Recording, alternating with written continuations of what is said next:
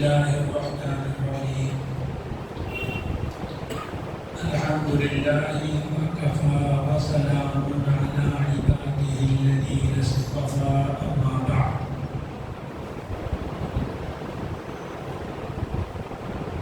بات چل رہی تھی کہ نماز کا طریقہ کیا ہے.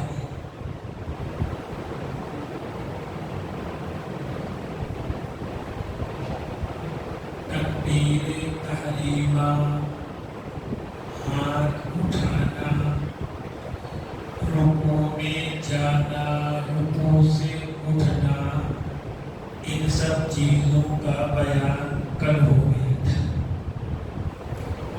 بیان یہ ہو رہا تھا کہ رکوع کے بعد جب انسان نمازی سیدھا کھڑا ہو گیا تو سجدے میں کیسے جائے.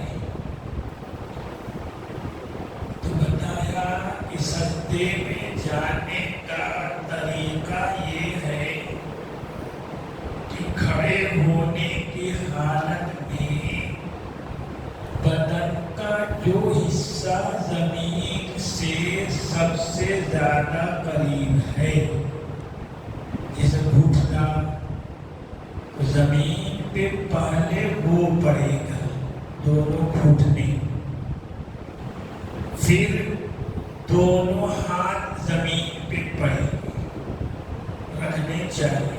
ہاتھ جب رکھیں تو ایسے نہیں کہ یہاں رکھا گھسیٹ کے لے لے وہاں، نہیں، یہ طریقہ صحیح نہیں ہے. طریقہ یہ ہے کہ جہاں آپ کو سجدہ کرنا ہے، چہرہ جہاں رہے گا، ناک پیشانی جہاں رہے گی، اس کے بغل میں ہاتھ رکھنا چاہیے، وہیں ڈائریکٹ ہاتھ پہنچنا چاہیے.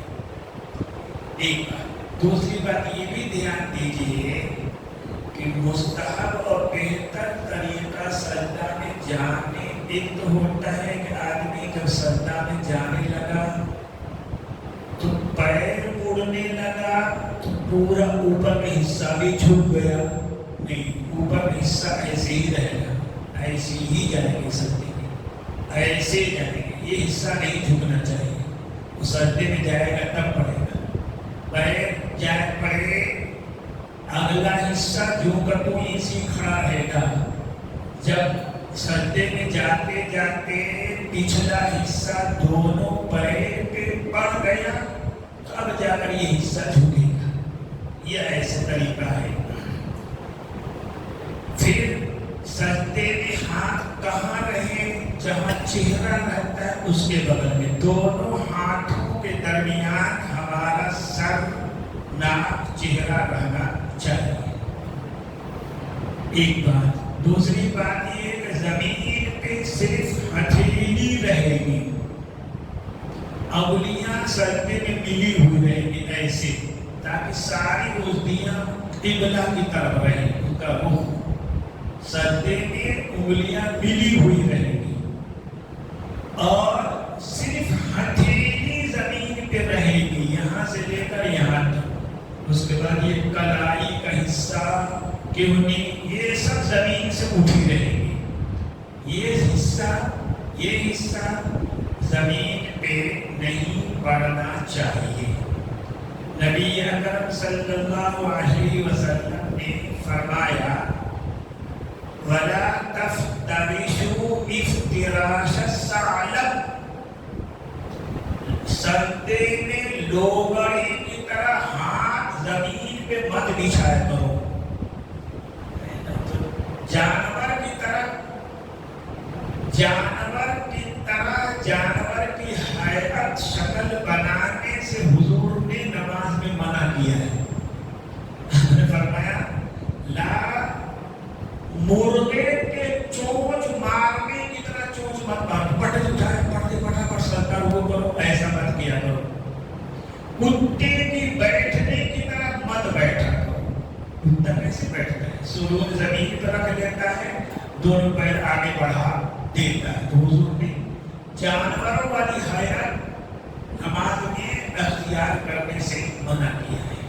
تو طریقہ یہ ہوا کہ ہتھیلیاں تو رہیں گی زمین پہ، کلائی کی منی وغیرہ بالکل زمین سے اٹھی رہیں گی. ایک یہ ہتھیلیوں ہاتھ کے اس حصے کو ران سے بھی الگ رکھنا ہے، یہ بازو اس کو پہلو سے بھی الگ رکھنا ہے. تو ہتھیلیاں زمین پہ ہو، کلائیاں کھڑی ہو، ران سے الگ ہو، اور کلائیاں اور بازو پیٹ سے بھی الگ ہونا چاہیے. حضور ایسے سجدہ کرتے تھے کہ اگر کوئی بچہ، بکری کا بچہ پھرتے ادھر سے ادھر جانا چاہے تو حضور کے سجدے نیچے سے نکل سکتا تھا. ایسے سجدہ کرتے تھے. کب ہو گئے جب ہمارا ہاتھ الگ الگ رہے، زمین سے بھی نہ لگا ہو، ران سے بھی نہ لگا ہو. تو سجدے میں اس کا خیال رکھنا چاہیے کہ ہتھیلیاں تو زمین پہ ہوں، لیکن کلائیاں یہ حصہ کیونی وغیرہ اس کو زمین سے اٹھا ہوا ہونا چاہیے. ایک یہ کلائیاں ران سے بھی الگ ہونی چاہیے، اس سے بھی نہیں ملنا چاہیے. ہمارا یہ بازو اگل بغل کا اس حصے سے الگ الگ ہونا چاہیے، پیٹ سے پہلو سے ملا ہوا نہیں ہونا چاہیے، بالکل الگ الگ. لیکن اگر جماعت کے ساتھ نماز پڑھ رہے ہیں تو آپ بہت ہاتھ پھیلا دو گے تو بغل والا بیچارہ کہاں جائے گا؟ اس لیے اس میں اتنا نہیں پھیلانا ہے جماعت میں، اس لیے کہ دوسرے بغل والے مصلی کو پریشانی تکلیف ہونے لگے. یہ سجدہ ہو گیا. سجدے کے بعد جب بیٹھے گا آدمی تو اطمینان سکون کے ساتھ بیٹھنا چاہیے. ہر جگہ بیٹھنے کا طریقہ ایک ہی ہے کہ بائیں پیر کو موڑ کر بچھا دیا جائے، اسی پہ آدمی بیٹھ جائے، اور دائیں پیر کو کھڑا رکھا جائے ایسے طور پر کہ اس کی پانچوں انگلیاں قبلے کی طرف ایسے مڑی ہوئی ہے نا. تو بایاں پیر بچھائیں گے، اس پہ سریر رکھ کر بیٹھیں گے، دائیں پیر کو کھڑا رکھیں گے، وہ انگلیاں کدھر رہیں گی؟ قبلے کی طرف. یہ بیٹھنے کا طریقہ ایک. دوسرے سمجھو بیٹھنے کا طریقہ، یہ ہاتھ کہاں رہے بیٹھنے میں؟ بیٹھنے میں یہ ہاتھ کیسے؟ انگلیاں پھیلی رہیں کہ ملی رہیں. تو انگلیاں پھیلانا بھی نہیں ہے، ایسے چپکانا بھی نہیں ہے. جیسے نارمل رہتی ہیں ویسی ہی رہیں گی، جیسے ہردم رہتی ہیں ویسی ہی رہیں گی. کہاں رکھے ہاتھ ہے نا؟ تو ہاتھ ایسے رکھیں گے کہ پورا ہاتھ تو رہے گا ران پہ، گھٹنے کے اوپر جو حصہ وہ ران، پوری ہتھیلی جو رہے گی ران پہ، اور انگلیوں کا یہ سرا جو ہے وہ گھٹنے کی ہڈی سے ٹچ کرنا چاہیے، لیکن جھکنا نہیں چاہیے، نیچے جھکنا نہیں چاہیے، ایسے رکھنا چاہیے ایسے، تاکہ انگلیاں قبلہ ہو. آپ گھٹنے کے نیچے رکھ لو گے تو انگلیاں کو کدھر ہو جائے گا؟ قبلہ کے بجائے زمین کی طرف ہو جائے گا. تو جب بیٹھنا ہو تو میں نے بتایا پیر تو ہے کہ بایاں پیر بچھا لیں، دایاں پیر کھڑا کر لیں، اس کی انگلیاں قبلے کی طرف کر لیں، اور ہاتھ کا کہاں رکھیں؟ تو ران پہ رکھیں گے، ایسے طور پہ رکھیں گے انگلیاں کا یہ حصہ جو ہے وہ گھٹنے کی ہڈی سے ٹچ کرتا رہے، قریب قریب رہے، لیکن جھکنے نہ پائے، زمین کی طرف نہ ہونے پائے. یہ سنت طریقہ ہے بیٹھنے کا. کتنے دیر اطمینان سکون سے بیٹھے، جیسے رکوع کے بعد جتنا دیر کھڑے ہوتے ہیں تب کوئی جلدی کے پٹاپٹ والی بات نہیں، اس سے تو حضور نے منع کیا ہے. سمجھ میں اطمینان سے بیٹھے، اس کے بعد دوسرا سجدہ کریں گے اسی طرح سے، اور اس کے بعد دوسری رکعت کے لیے جب کھڑے ہوں تو یہاں پر تھوڑا سا امام شافعی رحمۃ اللہ علیہ کہتے ہیں کہ دوسرے سجدہ کرنے کے بعد جب دوسری رکعت کے لیے اٹھنا ہو تو تھوڑی دیر بیٹھ، اس کو مکمل جلسہ استراحت، آرام حاصل کرنے کے لیے۔ نبی اکرم صلی اللہ علیہ وسلم کی عمر جب بڑی ہو گئی تھی، تکان ہوتی تھی، تو آپ کبھی کبھی ایسا کر لیا کرتے تھے، اسی لیے امام شافعی نے یہ کہا۔ لیکن احناف کے یہاں بیٹھنا نہیں ہے، دوسرے سجدے سے اٹھے، قدمین پہ سرین ہے اور ڈائریکٹ اٹھ جائیں گے، اور ہاتھ کو زمین پر بھی نہیں ٹیکیں گے، ہاتھ یہیں رہے گا، گھٹنے پر رہے گا، ایک پکڑ کر اٹھ جائیں گے، زمین پر ٹیکیں گے نہیں۔ یہ جو طریقہ بتا رہا ہوں میں، صحت مند آدمی کا۔ اور اگر گھٹنے میں درد ہے، بدن بھاری ہے، کمر میں درد ہے، تو پھر بابا جیسے سہولت ہو ویسے کرو، جیسے بیٹھنے میں سہولت ہو ویسے کرو۔ سجدہ میں اگر ہم ڈائریکٹ گھٹنا رکھیں تو گھٹنا لوڈ نہیں برداشت کر رہا ہے، تو پھر ہاتھ زمین پر رکھ لو، پہلے کوئی حرج نہیں ہے۔ عذر کی بات الگ ہے، عذر کی بات الگ ہے، مجبوری کی بات الگ ہے۔ آپ ہاتھ میں پیر میں درد ہے، جیسے بتایا کہ بایاں پیر موڑ لو، دایاں پیر کھڑے رکھو، اس طرح نہیں بیٹھ سکتے، اس طرح نہیں بیٹھ سکتے، تو جس طرح سہولت سے بیٹھ سکتے ویسے بیٹھ سکتے، کوئی حرج نہیں ہے۔ ایسے ہے کہ دونوں پیر ایک طرف کر کے سرین پہ بیٹھ گئے، ایسا بھی بیٹھ سکتا ہے۔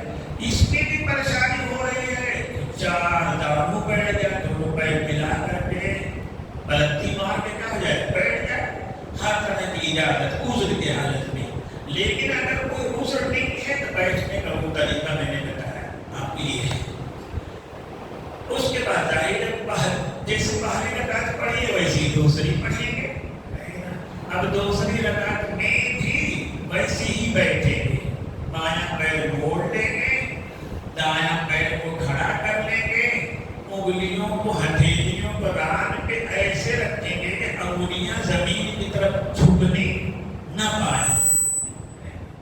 اس کے بعد تحیات پڑھیں گے اور سلام وغیرہ کر دیں گے، جب رکعت پوری ہو جائے گی۔ ایسے ذہن میں رہنا چاہیے کہ پہلی رکعت میں تو سورہ فاتحہ کے پڑھنے اعوذ باللہ ہے، پھر بسم اللہ ہے، لیکن پہلی رکعت کے بعد دوسری میں، تیسری میں، چوتھی میں صرف بسم اللہ ہے، بسم اللہ الرحمن الرحیم ہے، اعوذ باللہ نہیں پڑھنا ہے۔ سورہ فاتحہ کے بعد کوئی سورہ اگر پڑھنا ہے تو بسم اللہ پڑھ لینا بہتر ہے سورہ شروع کرنے کے بعد، اور اگر بیچ سے قرآن کہیں سے پڑھنا ہے، سورہ سے نہیں پڑھنا ہے، تو پھر سورہ فاتحہ کے بعد بسم اللہ نہ پڑھنا مستحب ہے، یہ ذہن میں رہنا چاہیے۔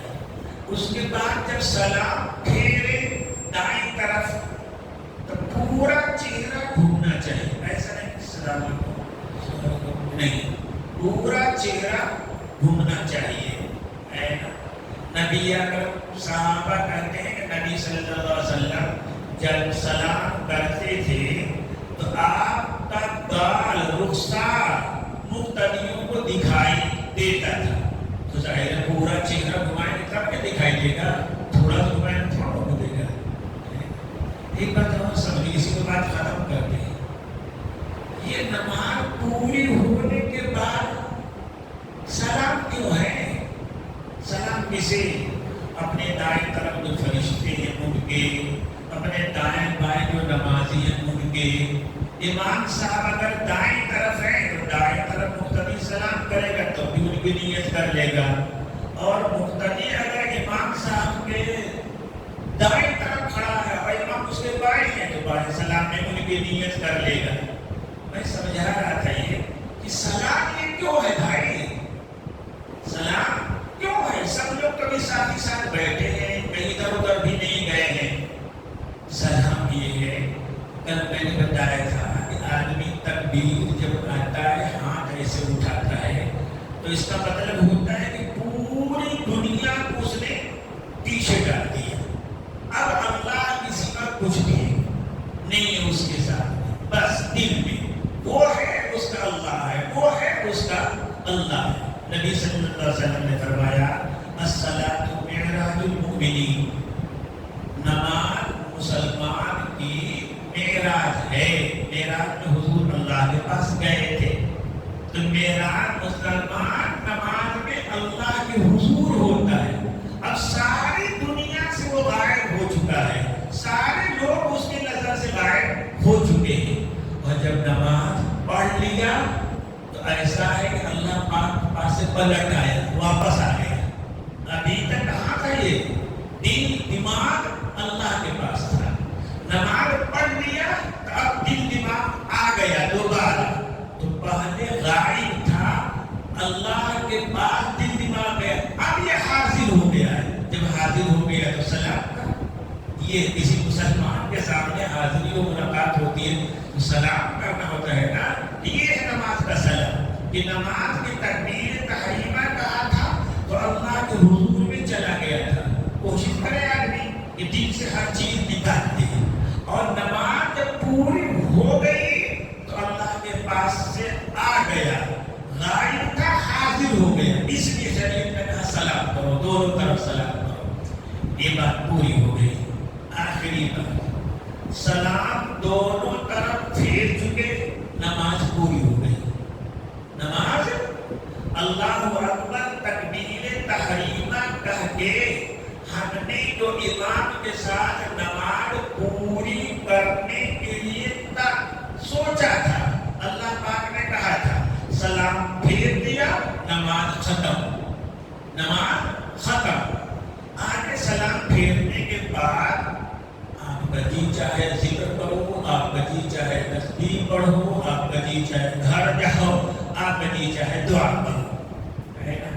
یہ امام صاحب جو دعا کر رہے ہیں، ہم ان کے آمین کہہ رہے ہیں، بالکل صحیح ہے، کوئی غلط نہیں ہے یہ، لیکن نماز کا حصہ نہیں ہے۔ نماز پوری ہو چکی، نماز پوری ہو چکی۔